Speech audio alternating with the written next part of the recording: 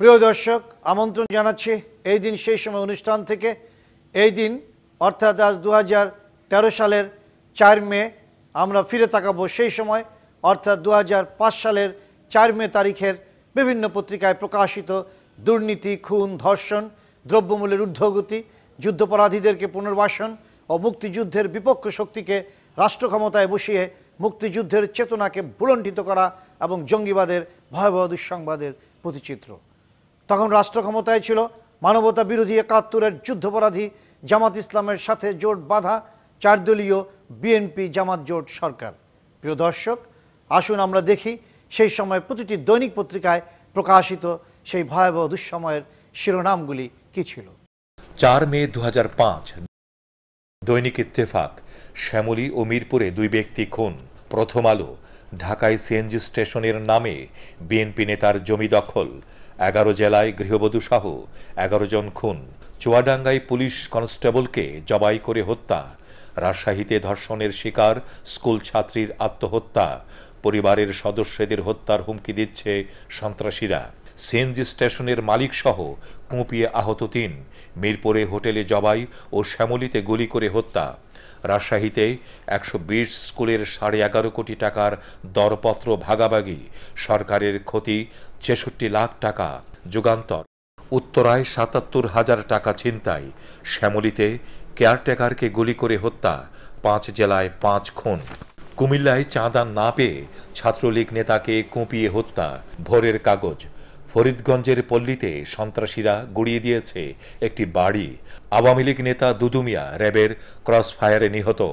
রাজশাহীতে ধর্ষণ শেষে স্কুল ছাত্রীকে শ্বাসরোধ করে হত্যা করেছে দুর্বৃত্তরা। দৈনিক জনকণ্ঠ, খুলনা জামায়াতে চরমপন্থী কানেকশন। গরিবের মরণ চারদিকে। পে স্কেলের খবরের পরপরই বেড়ে গেছে জিনিসপত্রের দাম।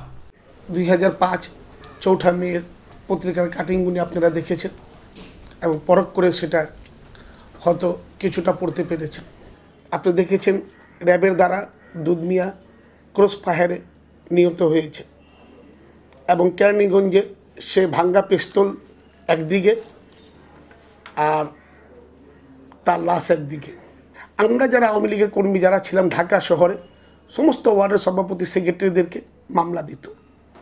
শুধু মামলা নয়, মামলা দিয়ে আমাদেরকে ঘরে থাকতে দিত না, আমাদের ব্যবসা বাণিজ্য প্রতিষ্ঠান বন্ধ করে দিত। এই দুধমেরি ঘটনা বলি, কামরাঙ্গীর চরে মনির চেয়ারম্যান নামে একজন ব্যক্তি ছিলেন। নাসিরউদ্দিন পিন্টুর সঙ্গে তার সঙ্গে ঝগড়া বিবাদ লেগেছিল, কারণ নাসিরউদ্দিন পিন্টু ছিল হাজিরাবাগের আর মনির চেয়ারম্যান ছিল কামরাঙ্গীর চরে অধিপত্য নিয়ে।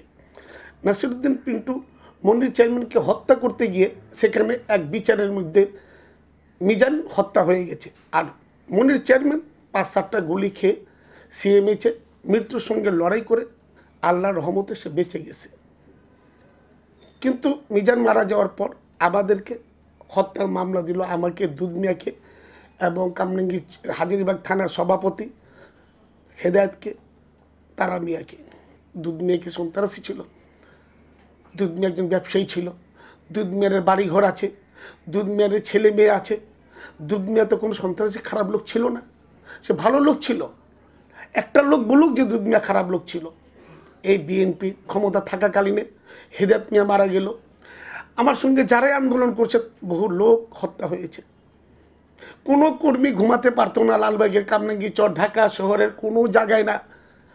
আমি গ্রামের কথা নাই বললাম।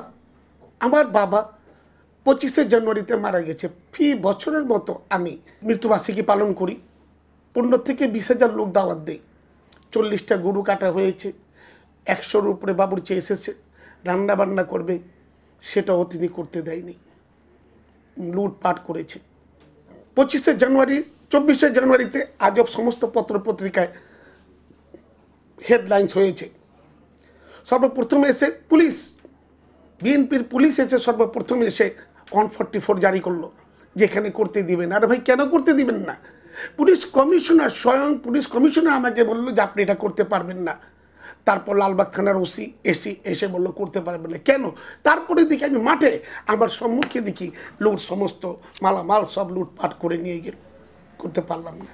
ওই 2001 থেকে 5-এ যেমন আওয়ামী লীগের কর্মীদের উপর অত্যাচার হয়েছে, শুধু আমার উপরে নয়, আমাদের উপরে নয়, পুলিশ র্যাব, অন-11-এ যারা আসছিলেন কাউকে তারা ছাড়বে না। তাই আমি জনগণকে উদ্দেশ্য করে বলবো, আগামীতে ভোট, আমরা ভোটের কথাই বলছি, যাতে এমন ভোট দিবেন, এমন লোককে ভোট দিবেন, এমন দলকে ভোট দিবেন যে আগামীতে যাতে সহিংসতা না হয়, হিংসাত্মক রাজনীতি না হয়।